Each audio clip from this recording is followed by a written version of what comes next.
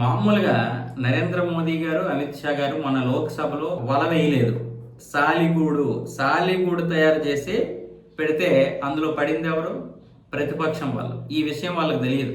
బహుశా ఇప్పుడు తెలిసి ఉండొచ్చేమో, లేదంటే ఇప్పటికీ కూడా ఒక అజ్ఞానంతో వాళ్ళు సంబరాలు చేసుకుంటే చేసుకోవచ్చు కాక. కానీ ఈ మహిళా బిల్ అనేది చూడండి, గెలిచినా బీజేపీకే లాభం, ఓడినా బీజేపీకే లాభం.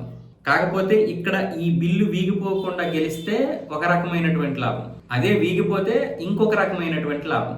వీళ్ళు అక్కడ వేసింది వల కాదు, చిక్కితే రావడానికి చిక్కకపోతే పోవడానికి వల కాదు, సాలిగూడు చిక్కాల్సిందే. గెలిచినా ఓడిపోయినా ఎలాగైనా సరే కేంద్రానికి లాభం వచ్చే విధంగా పక్కా ప్లాన్తో సాలిగూడు లాంటి ఈ బిల్లుని తీసుకొచ్చి పెట్టారు ఎన్నికల ముందు. ఈ బిల్లు ఓడిపోవడం వల్ల బీజేపీ ఓడిపోయింది, బీజేపీ వీగిపోయింది. మొట్టమొదటిసారి అమిత్ షాని, నరేంద్ర మోదీని కళ్ళెం దించాము, కళ్ళెం వేశాము, ఏదేదో అనుకుంటున్నారు. కానీ వాస్తవం ఏంటి? పశ్చిమ బెంగాల్కి ఒక మహిళా ముఖ్యమంత్రి అయ్యింది, కేరళలో ఒక నియోజకవర్గానికి ఎంపీ అయినటువంటి మరి ప్రియాంక గాంధీ కావచ్చు, మమతా బేగం కావచ్చు, వీళ్ళిద్దరూ కూడా సంబరాలు చేసుకుంటున్నారు మహిళలు అయ్యి ఉంటే. మరి ఇప్పుడు కేంద్ర ప్రభుత్వం ఎలా చేసింది? దేశం మొత్తం మీద కూడా మహిళలకే వీళ్ళు వ్యతిరేకం అని చెప్పలేదా? లోక్సభ సాక్షిగా ఈరోజు మహిళలందరూ మాట్లాడుకోవడం లేదా? 18% మంది మహిళలు ఈరోజు మనకి వీళ్ళందరూ వ్యతిరేకంగా ఉన్నారు అని మాట్లాడుకుంటున్నారు. మొత్తం కాకపోవచ్చు, కానీ చాలా మంది మహిళల్లో మాత్రం చైతన్యం వచ్చింది.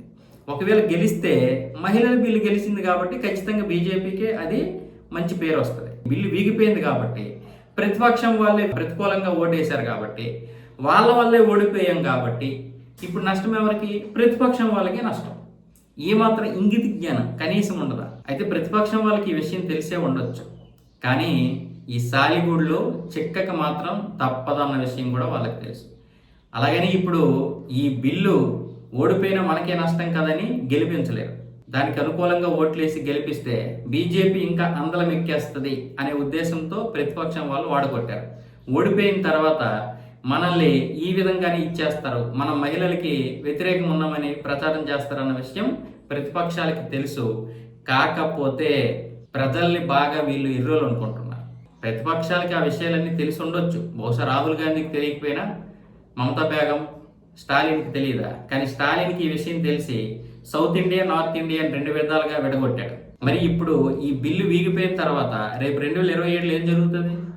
2027లో జనాభా ప్రాతిపదికన నియోజకవర్గాల పునర్విభజన జరిగితే అప్పుడేం చేస్తారు? ఇప్పుడు పునర్విభజన జరిగితే నిష్పత్తి ప్రకారం చేస్తారు. మనకి ఎన్ని సీట్లు ఉన్నాయో దానికి 50% పెరుగుతారు. అప్పుడు జనాభా నియంత్రణ పాటించినటువంటి రాష్ట్రాలకి అన్యాయం జరగదు. కానీ రేపేం జరుగుతుంది?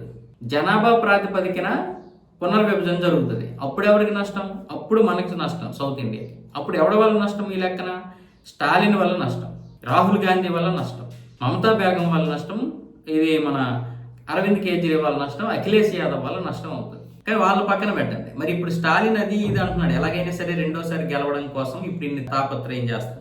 ఎలాగైనా రెండోసారి గెలవడం కోసం స్టాలిన్ తాపత్రయం, 4వసారి గెలవడం కోసం ఆవిడ తాపత్రయం. ఎందుకు? రాష్ట్రాలని దేశానికి వ్యతిరేకంగా ఉంచడానికి. బీజేపీని అడ్డుకుంటున్నది వీళ్ళే అనుకుంటారు, ప్రధాన ప్రతిపక్షం మనమే కదా అనుకుంటారు. వాళ్ళు రాష్ట్రాన్ని పూర్తిగా దేశద్రోహ రాష్ట్రాలుగా చేస్తున్నారు. అంటే సపరేట్గా ఒక దేశం అన్న విధంగా, తమిళనాడు భారతదేశానికి సంబంధం లేదు, పశ్చిమ బెంగాల్ భారత్లో లేదు అన్న విధంగా బిహేవ్ చేస్తున్నారు వీళ్ళు.